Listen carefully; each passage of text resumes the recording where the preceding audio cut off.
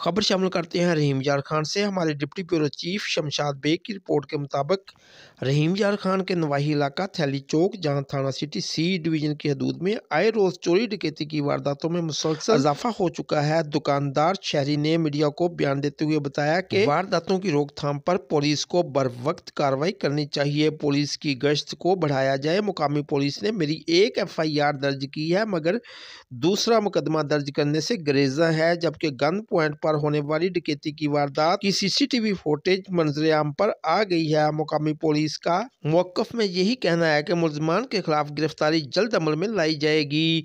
वारदातों की रोकथाम पर शहरी दुकानदारों ने अपील करते हुए IG पंजाब DPO रहीम यार खान और DSP सिटी असलम खान से मुकदमा दर्ज करते हुए मुलजमान की गिरफ्तारी के लिए फौरी कार्रवाई का मुतालबा किया है। मेरा नाम मोहम्मद अजमल है। मैं गौसपुर बाईपास रोड पे रहने वाला हूँ। शॉप मेरी थली चौक बाईपास रोड पे है। आटे का मैं काम करता हूँ। तो 2 मरतबा जो है मेरे साथ वारदात हो चुकी है 1 माह के अंदर। पहली वारदात हुई थी गन पॉइंट पे, मेरे साथ 75,000 रुपये मालियत जो कैश थे वो लेके गए थे गन पॉइंट पे।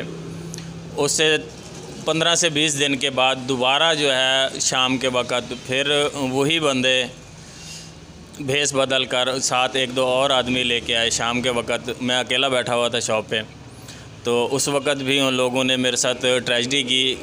एक बंदा जो है ना वो साथ वाली गली में जाके छुप गया। दूसरे 2 लोगों ने मुझे बातों में लगा के, जो पिछला बंदा छुपा हुआ था उसने जाके अंदर दुकान के मेरी दराज तोड़ के मालियत 37,000 जो नकदी कैश पड़ा हुआ था वो निकाल के ले गए। उस वक्त 15 पे कॉल करने के बावजूद SHO गुलाम मजूद्दीन साहब आए। उन्होंने मौका देखा, मौके देखने के बाद उन्होंने सिर्फ एप्लीकेशन लिखी, उस पर कोई FIR नहीं दी।